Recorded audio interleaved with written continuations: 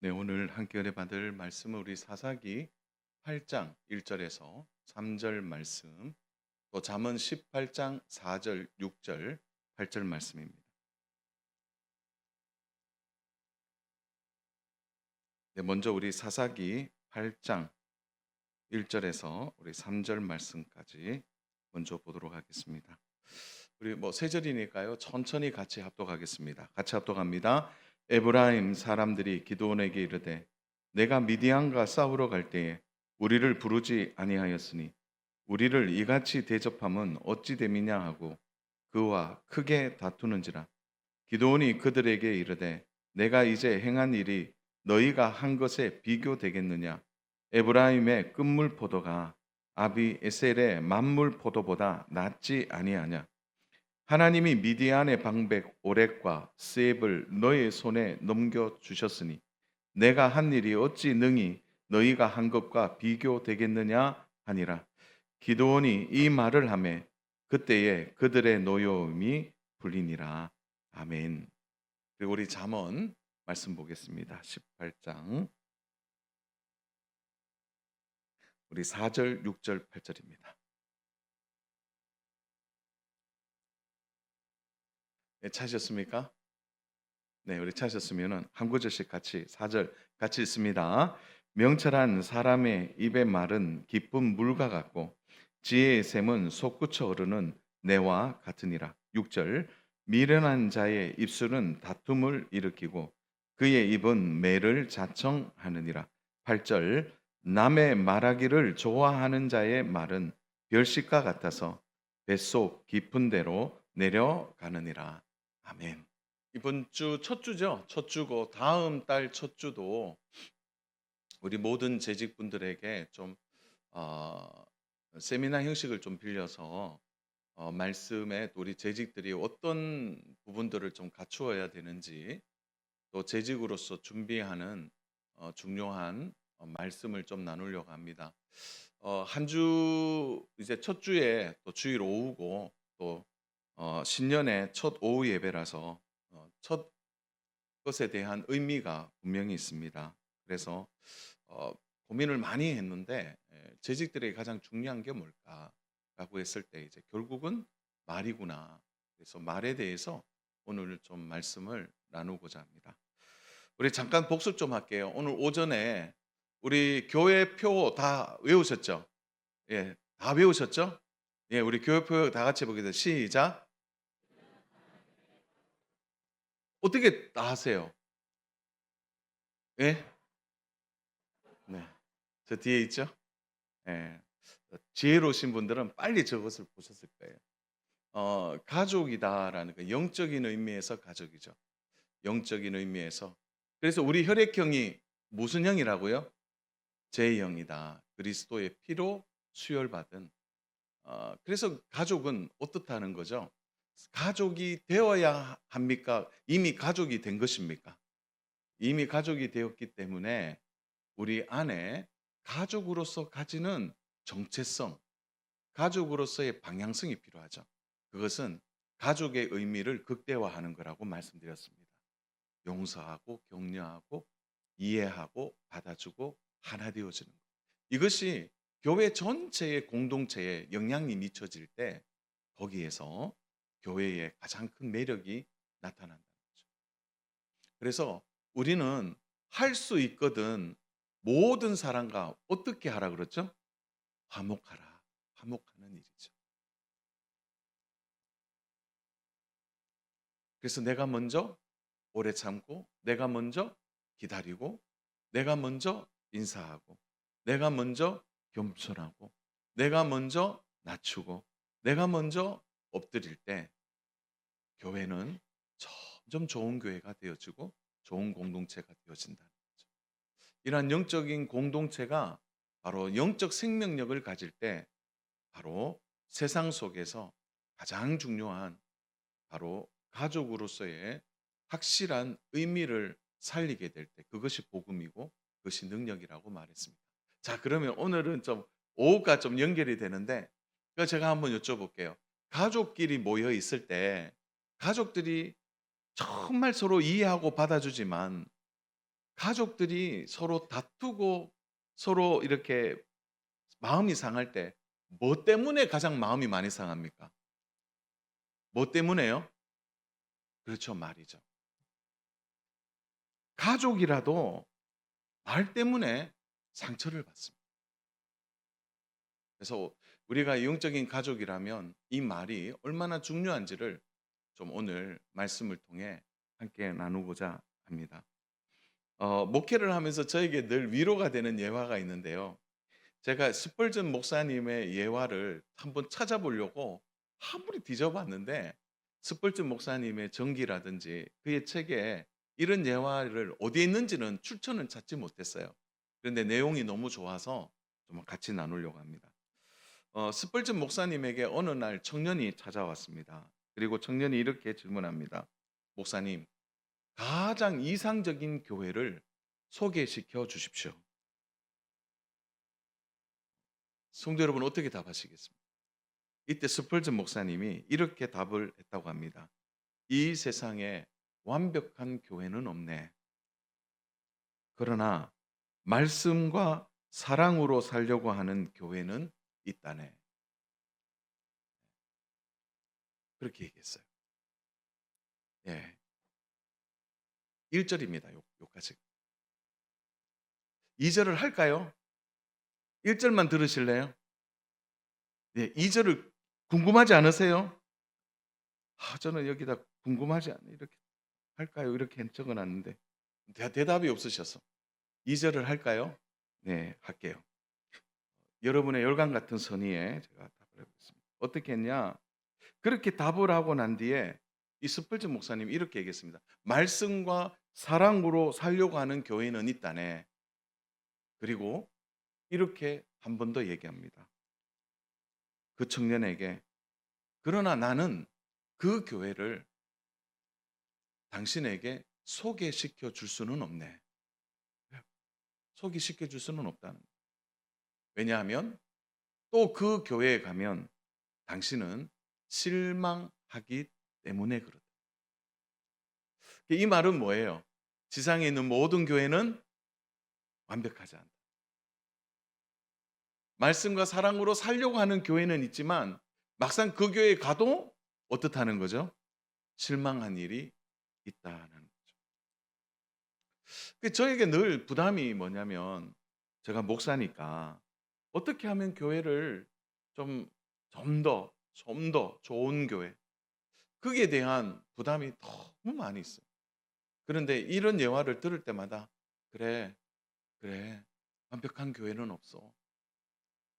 그냥 몸부림칠 뿐이지. 이제 그렇게 제가 마음에 잘 이렇게 이런 예화를 좀 마음에 두고 있습니다. 오늘 제가 말씀드리고 싶은 것은 완벽한 교회는 없다는 거예요. 그러나 말씀과 사랑으로 살아가려고 애쓰는 교회가 있다면 저는 우리 교회에서 가장 애써야 될 부분이 뭐냐? 그것은 오후까지 예배를 드리시는 분들은 대부분 재직분들이고 또 오후까지 예배 드리시는 분은 교회 안에서도 보면 많은 일을 하거나 또 직분을 맡거나 주의 일을 하는 분들이기 때문에 오늘 이 말씀이 너무나 합당하다고 생각합니다. 그것은 바로 우리의 말이 어떻게 되어야 하는 거죠. 그래서 우리의 언어가 교회 천국을 만들 수 있다는 거고 또 우리의 언어가 교회 안에서 서로 상처를 줄 수 있다는 겁니다. 사랑하는 성도 여러분, 혹시 말에 대한 속담을 알고 계십니까? 여러분 옆에 분들에게 말에 대한 속담이 있으면 한 가지씩 서로 얘기해 주세요. 자, 옆에 분에게 말에 대한 속담 있으면 한 가지씩 얘기해 주세요. 시작.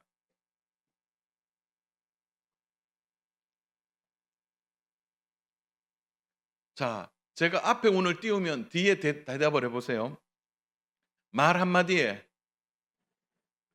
가는 말이 고와야 낱말은 새가 듣고 발 없는 말이 다 하시네요. 근데 요거는 모를 거예요. 혀 아래 방금 혀 아래 도끼 들었다. 이걸 아세요? 또 하나 더 볼게요. 범은 가죽을 아끼고 우리 농번기 수준 군자는 말을 아낀다. 이 속담이 있어요. 이런 말에 대한 속담이 참 많습니다. 그런데 어떤 속담이 마음에 가장 드세요? 저는 제일 마음에 드는 것이 말 한마디에 천냥빛을 갚는다는 거죠. 그리고 말이 씨가 된다. 너무 어떻게 이렇게 함축해서 우리에게 전해 주는지 모릅니다. 그냥 말의 능력을 예미하는 거죠. 말은 천냥빚도 갚을 만한 능력이 있고 말은 쌓여서 열매를 맺을 만큼 말의 능력은 대단하다는 거죠. 자, 그렇다면 오늘 우리가 이 말에 대해서 한번 깊이 생각해 보면서 하나님이 오늘 우리 각자에게 말씀에 인도함을 주신다면 우리는 어떤 언어, 어떤 말을 통해서 교회를 세우고 가족들을 세우고 관계 속에서 하나님이 기뻐하시는 관계를 이루어 갈까요? 거기에 대해서 한 세 가지를 좀 생각해 보려고 합니다. 첫 번째로는 우리가 가장 많이 생각이 될 것은 말의 능력 중에 가장 큰 능력은 말은 연합을 이루는 능력이 있다는 거죠. 자, 오늘 본문이 그 얘기를 하고 있는 겁니다. 우리 사사 기드온이 하나님의 말씀대로 300명의 용사를 데리고 가서 미디안 우리가 알듯이 13만 5천 명을 물리칩니다. 여러분, 사실은 미디안의 수많은 적군을 물리칠 때 우리 기억하셔야 돼요. 3만 5천 명이 처음에 출정했다가 어떻게 되죠? 다 하나님이 2만 2천 명을 돌려보내고 끝에는 300명만 남깁니다. 사사기 7장을 보면 신기하게도 기드온이요 어떤 말도 안 해요. 자, 잘 들으셔야 됩니다. 하나님 앞에 부르심을 받아서 하나님 앞에 섰던 이 기드온이 하나님이 자꾸 줄이시는 거예요. 지금 인원도 부족한데 줄이고 딱 300명을 데리고 너 가서 전쟁해라. 그런데 여러분 사사기 7장에 보면 기드온이 어떤 말도 하지 않습니다. 순종하는 겁니다. 하나님의 말씀 그대로 따라가는 겁니다. 오늘 우리 이 시간에 하나님의 말씀 그대로 믿고 순종하면 반드시 올해 열매를 맺을 줄로 믿습니다. 그러니까 이 기도원이 한 말을 안 하고 따라가는 거예요. 하나님이 미디안 군인들을 있잖아요. 정신 못 차리게 만드셔서 서로 찌르고 서로 싸우도록 해서 여러분 기도원의 300명 용사가 한 명도 상하지 않고 전쟁에서 완벽한 승리를 주십니다. 일방적으로 하나님이 도와주신 거죠. 그런데 언제나 일은 언제죠? 바로 이런 좋은 일이 일어나고 미디안에 7년 동안 압제당했던 이스라엘이 드디어 자유와 해방을 누리는 이때에 예상하지 못한 일이 일어납니다. 큰 승리를 하고 돌아오는 길에 에브라임 동족을 만나게 되는 거죠. 그야말로 이스라엘 전체가 잔치집으로 이제 함께 기뻐하고 환호해야 될 이 순간에 에브라임 사람들이 팔짱을 끼고 나타난 겁니다. 그리고 어떻게 대하고 있습니까? 우리 1절 보십시오. 에브라임 사람들이 기드온에게 이르되 내가 미디안과 싸우러 갈 때에 우리를 부르지 아니하였으니 우리를 이같이 대접하면 어찌 됨이냐 하고 그와 크게 다투는지라. 원문에는 기드온이 다퉜다는 얘기가 안 나옵니다. 이 사람들이 일방적으로 기드온을 몰아세운 거죠. 왜 중요한 전쟁에 미디안과의 전쟁에서 우리를 부르지 않았냐는 거예요. 한마디로 얘기하면 무시하지 말라라는 거예요. 대부분 사람과의 관계에서 가장 상처를 많이 받을 때가 언제냐면 무시당할 때입니다. 무시당. 비난한 거죠. 그 기도원의 입장에서는 하나님의 인도하심을 따라서 하나님의 말씀대로 순종한 것뿐인데 에브라임 사람들이 팔짱을 끼고 왜 무시하고 우리를 따돌리냐고. 기도원의 입장에서는 억울할 수밖에 없죠. 지금 기도원은 환영받아야 돼요. 어마어마한 일이 일어났지 않습니까? 근데 사실은요, 전쟁의 장소가 여러분 배경을 좀 더 알면 이해가 되는데 이스라엘 골짜기입니다. 이스라엘 골짜기는 어디냐면은 그 골짜기에서 가장 먼 지파가 에브라임 지파예요. 그러니까 기드온이 전쟁을 치르기 위해 나팔을 불어서 사람을 모집할 때 사실은 에브라임 사람들은 모집하기가 쉽지 않아요. 너무 먼 거리에 에브라임 지파 사람들이 있었기 때문에요. 신속하게 전쟁을 지금 치러야 될 상황에서 언제 기다립니까? 언제 기별을 넣고 언제 기다려? 그러니까 어떤 의미에서는 상황을 보면은 에브라임 사람들을 불러낼 수 있는 상황이 아니에요. 그러니까 의도한 건 아니죠. 그러니까 누가 봐도 이해가 될 만한 상황이라는 겁니다. 근데 에브라임 사람들이 그걸 알면서도 얘기하고 있는 거죠. 한마디로 무시를 하냐? 셈을 내는 겁니다. 바로 므낫세 지파, 기드온이 므낫세 지파거든요. 근데 에브라임과 므낫세 지파는 묘한 배경이 있습니다. 왜냐하면 요셉의 두 아들이 우리가 잘 아는 므낫세와 에브라임 지파이기 때문이죠. 장자가 누구냐면 므낫세예요. 그리고 차자가 에브라임입니다. 근데 가나안 정복 전쟁이 끝나고 난 뒤에 이상하게도 우리가 알듯이 에브라임 지파가 므낫세 지파를 압도합니다. 그러니까 동생 집이 더 잘 된 거예요. 사실은 이제 야곱이 축복한 그것도 있지만 그렇게 보면 에브라임 지파가 나름 주 잘 나가는 지파인데 왜 우리 지파를 빼돌리고 너희 지파가 영광을 받느냐라는 거예요. 므낫세보다 훨씬 나은 지파가 우리 지파라는 겁니다. 그런데 너희가 영광 받아서 되겠느냐? 셈을 내고 있는 거예요. 가만히 교회 안에 보면 다투는 사람들이 있습니다. 그 다투는 사람들의 배경이 분명히 있어요. 왜 다투는지. 그 배경을 빨리 끝내야 됩니다. 교회는. 이게 어떤 배경인지. 그 배경에 깊이 들어가 보면 다 우리는 죄 가운데 있습니다. 내가 저 사람보다 나은데. 내가 저 사람보다는 훨씬 더 내가 똑똑한데. 내가 저 사람보다는 훨씬 지혜가 많은데. 아이고, 왜 저러나? 그러니까 무시당한다는 느낌? 내가 훨씬 높은, 내가 훨씬 더 좋은데 라는 것 때문에 서로 다투고 싸우게 된다. 미디안의 앞지에서 자유를 주신 하나님을 찬양해야 될 순간에, 하나님을 높여야 될 순간에 다툼과 분열이 일어나고 있는 거예요. 여러분, 영적인 세계도 그렇지 않나요? 부흥하는 교회에 큰 시험이 찾아옵니다. 다시 말해서 부흥하는 교회에, 잘 나가는 교회에 분열과 다툼을 일으키려고 하는 영적 세력이 있다는 거 우리 잊어서는 안 됩니다. 잠든 교회는요, 안 싸워도 돼요.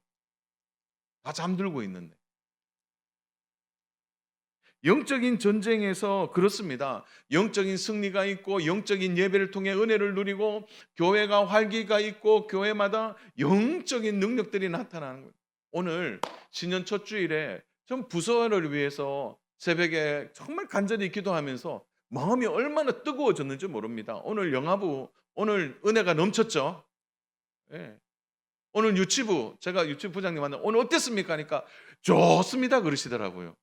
유치부 오늘 좋았을 겁니다. 오늘 유초등 뭐 어땠습니까? 네, 감사합니다. 네, 얘기를 안 해주셔서 오늘 청소년 뭐 어땠습니까? 네, 좋았죠. 청년부는 좀 밑에 하고 있어요. 교회가 살아 있고요. 넘쳐날 때 이런 다툼과 분열이 있다는 거 잊어서는 안 됩니다. 올해 특히 저는 우리 교회가 부흥할 줄로 믿습니다. 올해 우리 교회가 성장하고 성숙한 은혜들이 막 나타날 때 이런 배경을 조심해야 된다.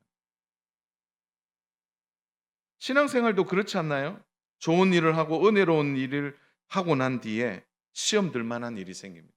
참 신기하게도요. 교회에 와서 열심히 주의 일을 봉사하고 주일날 아니면은 또 교회에 와서 열심히 봉사하고 섬길 때 기쁨이 충만해요. 은혜가 충만합니다. 그래서 정말 감사가 넘치는데 집에 딱 가자마자 파이팅. 집에 가자마자 어떤 어려움이 생겨요. 은혜를 받고 교회를 왔는데 그 교회에선 기쁘고 즐겁고 행복한데 일터 가 보니까 또 싸우는 일이 생겨요. 영적으로 보셔야 된다. 여러분, 이런 상황에서 우리가 해야 될 첫 번째 처방이 뭐냐? 기도원을 통해 배울 수 있습니다. 우리의 언어를 절제해야 돼요. 2절, 3절. 기도원이 그들에게 이르되 내가 이제 행한 일이 너희가 한 것과 비교되겠느냐? 자, 기도원이 정확하게 찔렀어요. 비교라는 단어를 씁니다. 이 말은 뭐죠? 에브라임 사람들이 비교했거든요. 너 왜 무시하냐? 우리가 훨씬 낫는데 너 문화재 지파가 뭐라고? 그 비교를 에브라임이 비교하는 것을 기도원이 정확하게 짚거든요. 비교되겠느냐? 아브라함의 끝물 포도가 아비에셀의 만물 포도보다 낫지 않냐? 이거는요. 포도 농사를 짓는 유대인들에게는요. 너무 쉬운 말이에요. 이 말은 끝물 포도는 찌꺼기입니다. 거기는 단물이 다 빠져 있고요.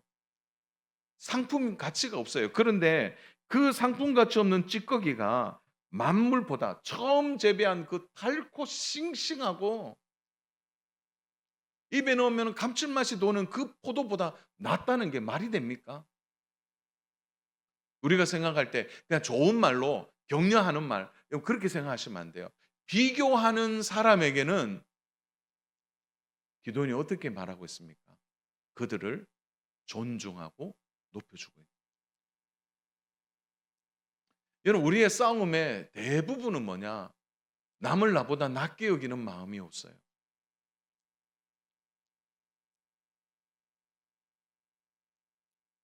마음이 낮아지지 않으면 싸움만 일어나. 3절. 하나님이 미디안 방백 오렙과 스렙을 너희 손에 넘겨 주셨으니 내가 한 일이 능히 너희가 한 것보다 비교되겠느냐 아니라. 기도니 이 말을 하며 그들이 그들의 노여움을 풀리니라. 이 말은 뭐냐면은 배경이 있습니다. 미디안 사람들이 도망갔어요. 그런데 두 왕, 이제 우리가 알듯이 오렙과 스렙이 어디에 갔느냐? 쫓겨 도망가다가 요단 나루터에 묶임에 돼요. 그때 에브라임 사람들이 그 두 왕을 사로잡습니다. 그러니까 기도원이 뭐라고 말하고 있냐면 어떻게 당신들과 우리가 당신의 기세에 우리가 비교가 되겠느냐. 그리고 당신들은 미디안의 두 왕을 잡았지 않습니까? 그래서 처음 전쟁하는 우리 보고는 비교가 안 될 만큼 대단한 겁니다라고 얘기하는 거예요. 이건 아부의 차원이 아닙니다. 왜냐하면 이 배경에 모든 일을 누가 했냐면 기도원이 다 했어요. 기도원이 도망가는 그 경로를 따라서 요단 그 나루터에 머물 것을 알고 에브라임 사람들에게 기별을 넣어서 그걸 잡도록 한 겁니다. 우리 7장 24절 25절이에요. 사사기. 우리 이 부분은 같이 읽겠습니다. 시작. 기드온이 사자들을 보내서 에브라임 온 산지로 두루 다니게 하여 이르기를 내려와서 미디안을 치고 그들을 앞질러 벤바라와 요단 강에 이르는 수로를 점령하라 하며 이에 에브라임 사람들이 다 모여 벳바라와 요단 강에 이르는 수로를 점령하고 또 미디안의 두 방백 오렙과 스앱을 사로잡아 오렙은 오렙 바위에서 죽이고 스앱은 스앱 포도줄 틀에서 죽이고 미디안을 추격하였고 오렙과 스앱의 머리를 요단강 건너편에 기드온에게 가져왔더라. 기드온이 다 자리를 마련해 준 겁니다. 이거 알고 그런 거예요. 이렇게 해놔놓고 와서 우리를 무시하냐? 막 셈을 내는 거예요. 근데 기드온이 정확하게 얘기하는 거예요. 당신들 대단합니다. 높여준 겁니다. 한마디도 얘기하지 않고 에브라임 사람을 높여준 것이죠. 교회 일을 하다 보면은 그런 일이 생길 수 있습니다.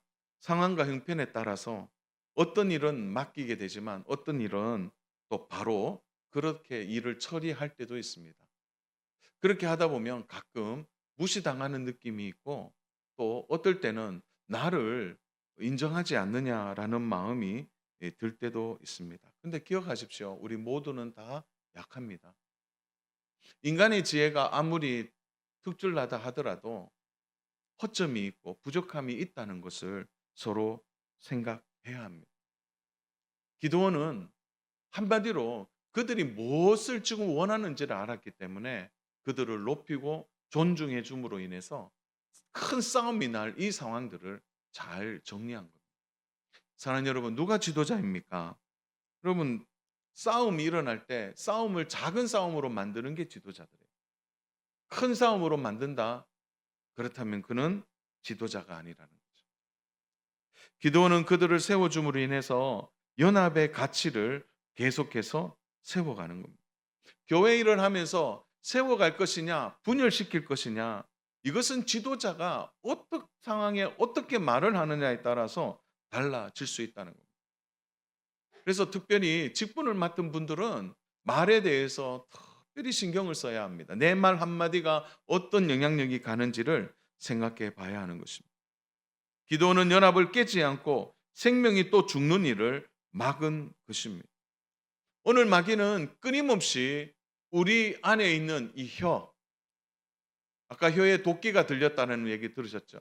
그것처럼 언어를 통해서 끊임없이 성도들을 넘어뜨리려 하고 성도들을 일어서지 못하도록 만든다는 것을 생각해야 합니다. 사랑하는 여러분, 혹시 교회 일을 하면서 섭섭한 마음이 들면 그 정말 신호등이 들어온 겁니다. 왜 섭섭한지.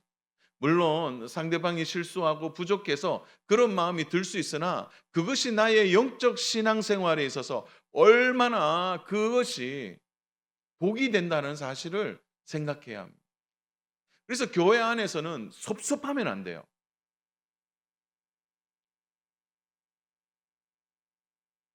사랑하는 여러분, 혹시 내가 말을 통해서 상대방을 인정하고 받아주는 말을 많이 하는지 아니면 정죄하는 말을 많이 하는지, 나는 어떤 부분에 있어서 관계에 있어서 자꾸 싸움을 일으키게 하는 자인지 그 싸움을 점점 소멸시키는 그런 사람인지 한번 자기 자신을 돌아보시기를 바랍니다.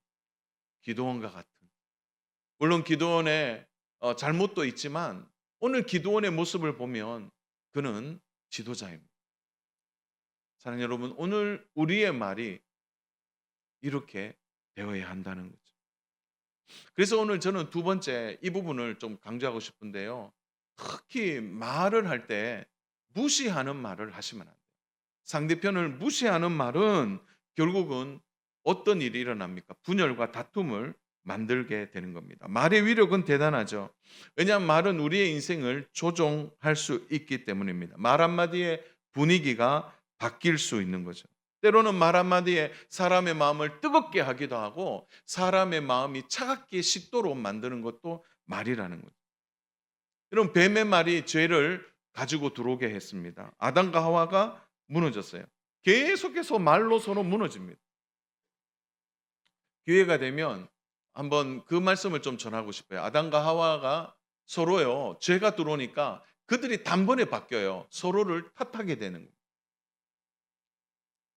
오늘 공동체 안에서, 가족 안에서 여러분 이 서로를 탓하는 말, 그것은 죄의 결과입니다.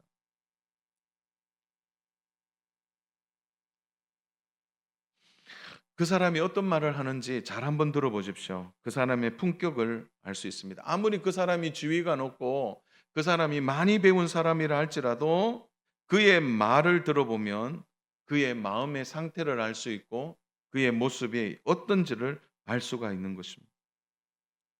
그래서요, 그가 말하는 것을 보면서 그의 쓰는 언어를 보면서 우리는 판단하게 되는 것입니다. 사랑하는 여러분, 오늘 잠언의 세 구절을 읽었는데요. 잠언은 말에 대해서 전체적으로 보면 약 7분의 1이 말에 관련된 구절입니다. 잠언의 전체 구절이 915구절인데요. 그중에 149구절이 말에 관련된 겁니다. 그럼 이런 거예요. 7절이 나갈 때마다 한 절은 꼭 말에 대해서 얘기한다.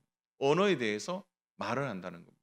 지혜자인 잠언, 이 잠언의 지혜자는 뭘 얘기하고 싶은 건가요? 우리의 삶에 가장 많이 밀착되어 있는 이 말은 결국 어떤 지혜를 가지고 살아갈 것인가를 말해 주는 것입니다. 사실 저는 오늘 모든 말씀을 다 다룰 수 없고 오늘 잠언의 언어의 세 구절만 좀 보려고 합니다. 첫 번째 잠언 18장 4절인데요. 너무 아름다운 구절이에요. 같이 한번 읽겠습니다. 명철한 사람의 입의 말은 깊은 물과 같고 지혜의 샘은 솟구쳐 흐르는 내와 같으니라. 얼마나 아름다운 건지 모릅니다. 여러분 여기에서 말은 그 사람의 입의 말은 명철한 사람이다. 이렇게 말하는 거죠. 그 사람의 말이 명철한 건지 어리석은지를 분별하는 것이죠. 여러분 명철하다는 건 뭡니까? 똑똑하다는 의미가 아닙니다. 여기서 말하는 명철은 하나님을 아는 사람, 하나님 앞에서 하나님을 의식하는 사람을 이야기하는 겁니다. 사는 여러분, 하나님을 의식하는 사람은요, 함부로 말하지 않습니다.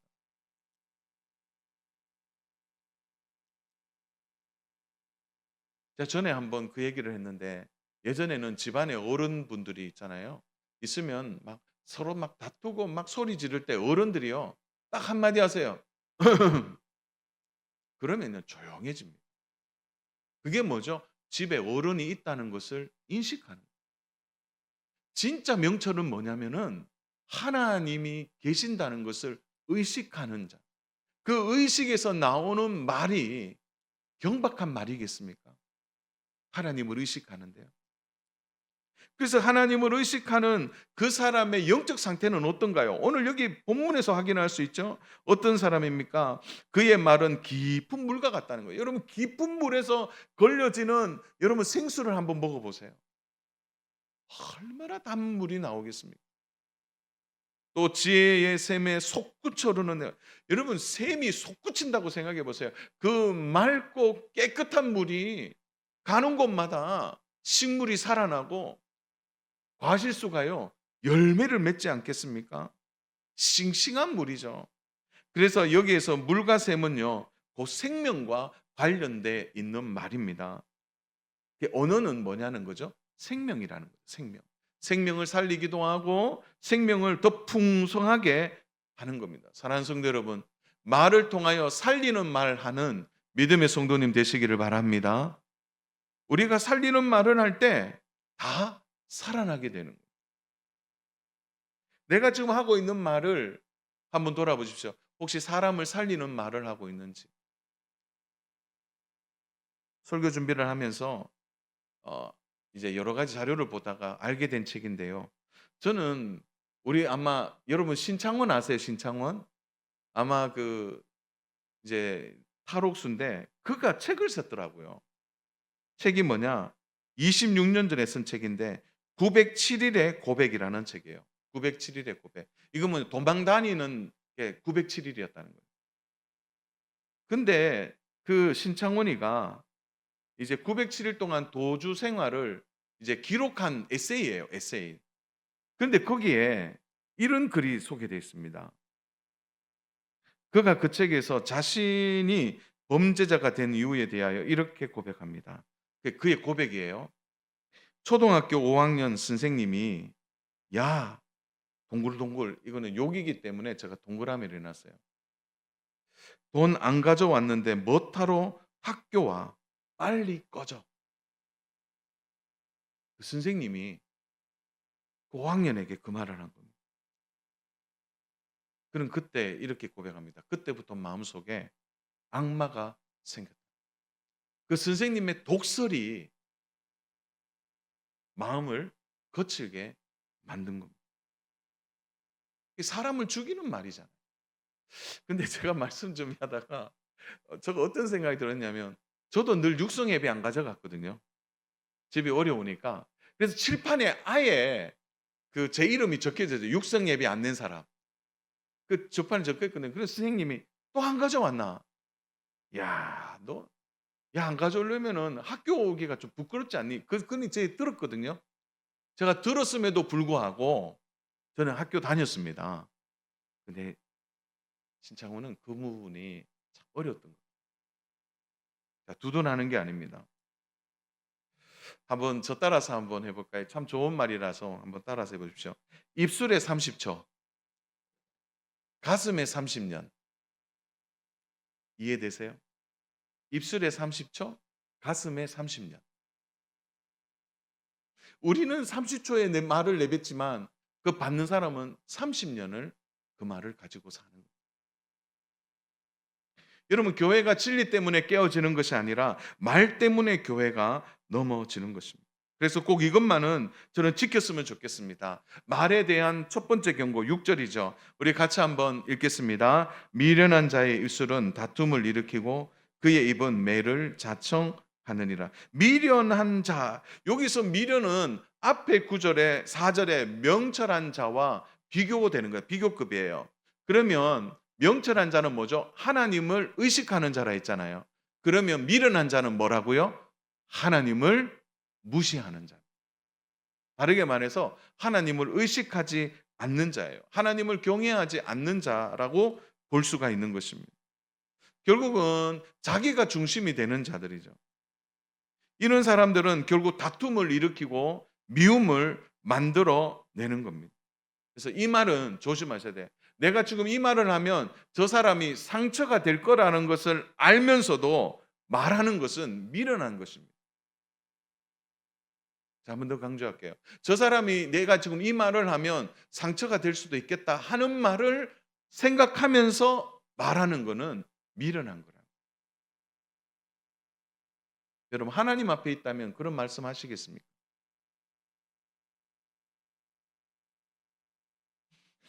사랑하는 여러분, 교회 일을 하면서 스스로 우리는 많이 속습니다. 교회 일을 하면서.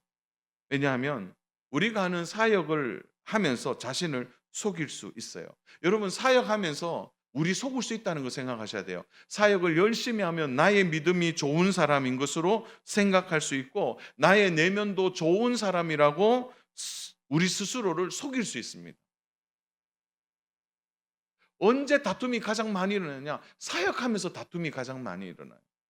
그래서 내가 교회 일을 열심히 하면 나의 믿음도 좋을 것이라고 생각하고 나의 내면도 잘 준비되어 있을 거라는 착각이 우리 안에 있을 수 있다는 거예요. 경계해야 합니다. 신앙생활을 하고 세월이 지나면 지날수록 점점 사나워진다면 정말 생각해야 합니다. 그래서 여러분, 우리요 이것만 잘 지켜도 아마 절반 정도 우리의 말에 지혜가 생긴다고 생각합니다. 그것은 내가 지금 이 말을 하면 안 된다고 생각하면 하지 마세요. 내가 지금 이 말을 하면 저 사람이 또 우리의 가족들 안에서도 마찬가지예요. 부모와 자녀 간에도 내가 지금 이 말을 하면 이렇게 될 텐데 그런 생각 들면 안 하십시오. 하나님이 절제 은혜를 주시기를 원합니다. 참으셔야 된다. 그것이 상처를 준다. 또 하나, 남의 말을 조심해야 됩니다. 교회의 가장 큰 상처는 누구를 통해 내 말이 들렸을 때입니다. 우리 8절 말씀 같이 한번 읽어보겠습니다. 남의 말하기를 좋아하는 자의 말은 별식과 같아서 뱃속 깊은 데로 내려가느니. 이게 좀 설명이 필요한데요. 남의 말을 하는 것, 여기서 남의 말은 뭐냐면 상대방이 어떤 얘기를 내가 전달하는 거죠. 근데 그 좋은 얘기겠습니까? 신기하게도요, 좋은 얘기는 전달이 잘 안 돼요. 집사님, 이번에 우리 아들이 이번에 공부를 너무 잘해서 장학금 받았어요. 그 얘기 들으면 어떻게? 아, 네, 장학금 받았네요. 그리고 전달합니까? 김 집사님, 이 집사님 그 아들이 이번에 장학금 받았대요. 얼마나 좋은지 그렇게 합니까? 들으면 네, 장학금 받았네. 끝. 그런데 어떤 말은 나쁜 말, 안 좋은 이야기, 안 좋은 소문, 험담, 이거는요 얼마나 빨리 번지는지 모릅니다. 남의 말을 옮기는 사람들이 있죠. 근데 그 말이 남의 말하기를 좋아하는 자의 말은 별식과 같아서 뱃속 깊은 데로 내려간다. 이 말은 비유인데요. 뭐냐면은 남의 말 많이 하잖아요. 그건 안 잊어버려요.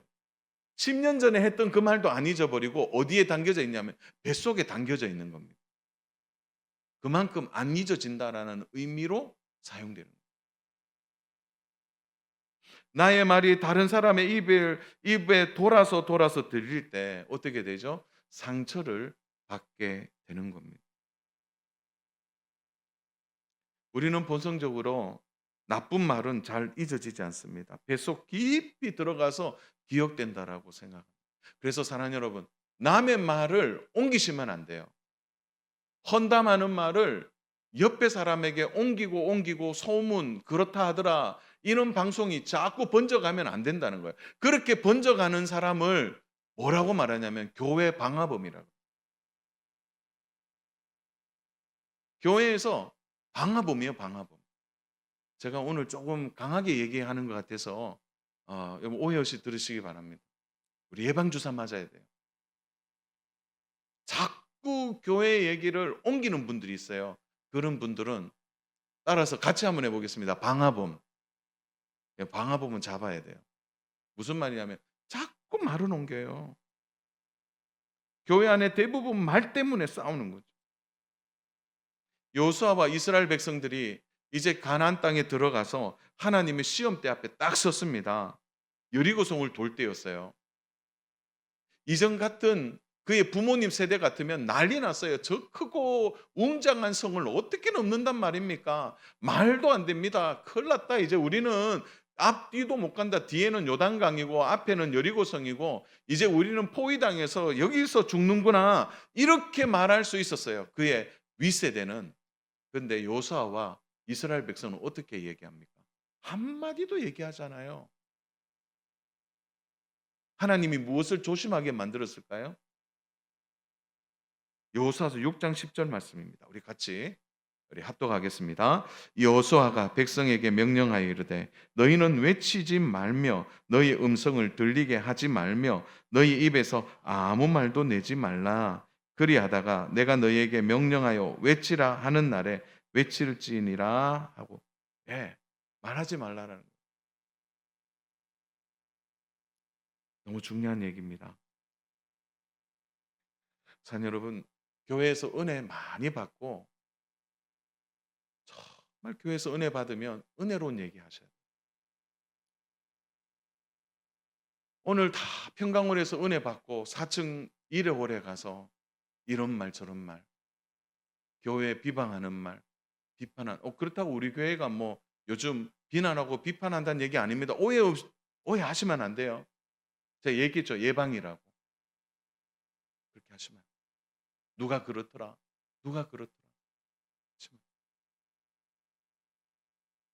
이런 말이 절제가 되고 이런 말에 영적 품격이 있으면 그 교회는 됩니다.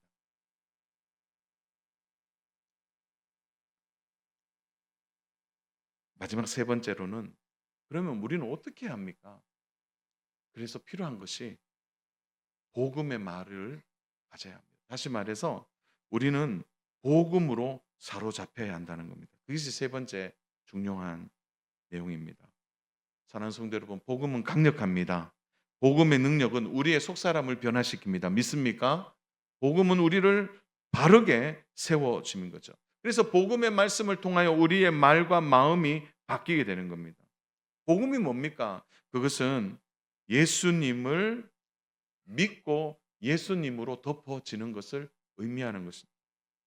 마가복음 1장 15절에 이런 말씀이 있어요. 예수님께서 말씀하셨습니다. 우리 같이 한번 읽어볼까요? 이르시되 때가 찼고 하나님의 나라가 가까이 왔으니 회개하고 복음을 믿으라 하시니라. 여기서 하나님의 나라가 가까이 왔다는 건 뭡니까? 천국이 가까이 왔다는 얘기일까요? 이 하나님 나라가 가까이 왔다는 것은 바로 예수님이 가까이 왔다는 거예요. 너희 눈앞에 지금 예수님이 계신다. 그 하나님의 나라 예수님이 너희 앞에 가까이 왔으니 회개하고 복음을 믿어라. 다시 말해서 너희 앞에 가까이 온 예수님을 믿고 따라가라는 겁니다. 자, 여러분, 예수님이 가까이 왔을 때 예수님을 붙드는 사람은 변화되었습니다. 복음이 하는 일은 우리를 바꿔내고 새롭게 하는 거죠. 오전에 잠깐 나눴지만 삭개오가 돈밖에 몰랐던 그가 예수님으로 자기 자신이 덮이자 그는 완전히 새로운 사람이 되어진 것입니다. 예수님을 만난 순간 그는 모든 것이 바뀐 것입니다. 사랑하는 여러분, 그래서 우리의 언어를 바꾸는 방법은 복음 앞에 사로잡히는 것입니다. 다시 말해서 내 입술 앞에 예수님을 두고 예수님과 함께 살아갈 때 우리의 언어가 바뀌고 새로워진다는 사실을 믿으시기를 바랍니다. 우리가 복음 안에 깊이 들어가서 복음이 우리를 완전히 새롭게 해야 된다는 거예요. 2009년 단당 뉴스에 이런 글이 하나 실렸습니다. 인디안의 지혜로운 추장에 대한 이야기인데요. 그 추장이 자녀들을 가르칠 때 그 마음을 이렇게 가르쳤다고 합니다. 자신 안에 사나운 마음이 있고 사나운 마음을 개로 설명하고 또 착한 마음을 착한 개로 설명하는 겁니다. 뚝하면 순하고 착한 개에게 사나운 개가 시비를 건다는 거예요. 사나운 마음이 자꾸 시비를 건다는 거예요. 그때 추장의 말을 듣던 자녀들이 이렇게 묻습니다. 그러면 누가 이깁니까? 어떤 개가 이깁니까? 추장이 웃으면서 이렇게 얘기해요. 내가 자주 먹이를 주는 개가 이기지. 웃음한지 이해가 되세요? 내 안에 사나운 마음과 그리고 착한 마음이 서로 다투고 싸울 때 내가 어떤 개에게 먹이를 주고 있느냐라는 거예요. 내가 거기에 먹이를 자꾸 주면 만약에 사나운 쪽에 마음을 두고 거기에 먹이를 주면 사나운 개가 이긴다는 거예요. 오늘 내가 어디에다가 지금 먹이를 주고 있는지를 돌아보셔야 합니다. 결국 복음이 우리를 돕고 복음의 말씀이 우리를 새롭게 하고 하나님의 말씀 앞에 내가 어떻게 하면 예수님을 앞에 두고 살아갈 것인가를 고민하고 거기에 마음을 두는 성도는 그의 속사람이 달라지게 되는 것입니다. 그래서 에베소서 3장 6절은 뭐라고 합니까? 우리 같이 한번 읽어보겠습니다. 에베소 3장 6절 같이 있습니다. 그의 풍성함을 따라 그의 성령으로 말미암아 너희 속사람을 강건하게 하시오. 너희의 속사람이 결국은 성령으로 말미암아 결국 우리가 복음으로 덮여 살아가게 될 때 달라진다는 겁니다. 사랑하는 여러분, 말씀을 정리하겠습니다. 여러분, 최근에 어려움을 겪는 교회가 있어서 제가 그 교회에 좀 일들을 알게 됐습니다. 그런데 알고 보니까요, 대부분 말 때문이더라고요. 말 때문. 큰 문제도 아닙니다. 근데 말이 번져서 큰 문제가 되는 거예요. 만약 그때 그 교회가 아유 괜찮아요, 우리 다 함께 이번 문제 우리 함께 이겨내겠습니다 라고 말했든지 괜찮습니다, 우리도 실수하는데요, 뭐 이렇게만 했더라면 전혀 문제는 달라졌을 겁니다. 인간의 뇌세포가 230억만 개라고 합니다. 정확한지는 모르겠어요. 그러나 그 중에 98% 정도는 말에 따라 영향을 받는다고 합니다. 이것이 의학적인 결과는 아니겠지만 중요한 것은 말이 그 사람의 삶과 방향을 결정한다는 것은 어떤 의미에서 보면 오늘 우리가 어떤 말을 하고 있는지 그 말이 나의 삶의 방향을 이끌어가고 있다는 것은 확신한 겁니다. 자, 여러분, 복음이 우리를 붙들고 있다면 우리의 말은 달라질 것입니다. 하나님은 말씀으로 천지를 창조하셨습니다. 그렇다면 우리가 어떻게 살아야 하는지 우리의 언어를 다시 돌아봐야 할 것입니다. 저는 오늘 세 가지만 오늘 결론적으로 당부를 드리고 있어요. 첫 번째, 말의 언어를 배우실 때 특별히 칭찬과 격려의 말을 배우십시오. 복음은 사람의 보는 눈을 바꾸어 냅니다. 약점이나 허물을 보는 것이 아니라 그 사람의 장점을 볼 수 있어야 합니다. 예수님은 베드로의 허물과 부족함이 보였지만 바요나 시모나 내가 복이 있도다 이렇게 말씀하시며 그를 붙잡아 주셨습니다. 변덕스러운 베드로에게 예수님은 미래에 대한 기대를 가지고 그를 평가하셨다는 거죠. 오늘 우리 모두는 격려받고 싶습니다. 우리 모두는 칭찬받고 싶습니다. 작은 일에도 큰 일에도 교회 일을 하면서 칭찬과 격려가 끊임없이 우리 안에 함께 나누어야 될 중요한 의무라고 생각합니다. 사랑하는 여러분, 칭찬은 고래를 춤추게 할 뿐만 아니라 우리의 삶에 활력을 불어넣어 주는 것입니다. 주일학교 교사로 수고하면 칭찬하십시오. 찬양대 찬양팀으로 방송실, 식당 봉사자, 안내, 주차 또 여러 가지 일들을 감당하는 한 분 한 분이 있다면 격려하십시오.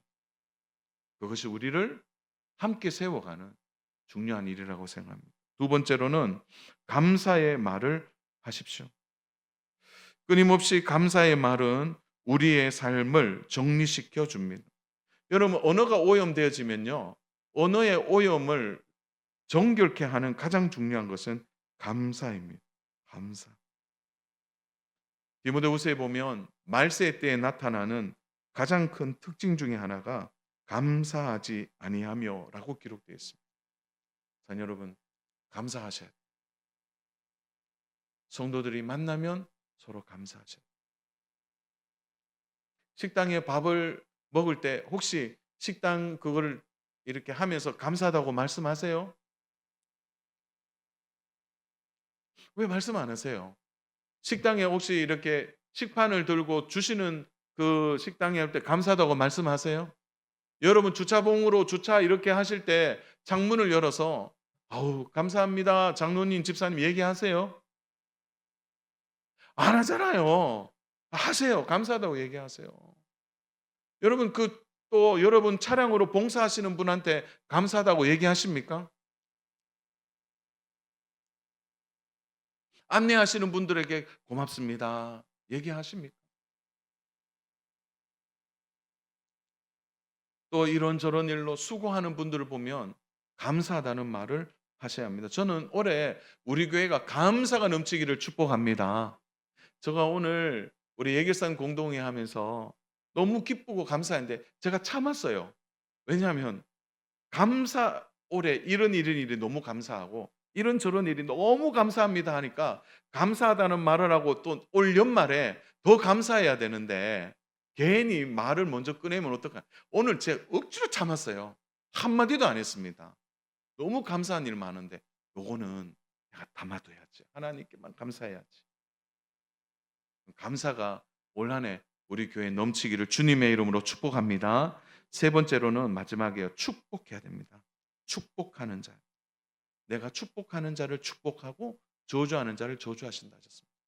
사랑하는 여러분, 축복의 언어가 나와 공동체를 살리고 새롭게 한다는 사실을 믿으시기를 바랍니다. 오늘 언어에 대해서 배웠는데 사랑하는 여러분, 교회 방화범이 되지 마십시오.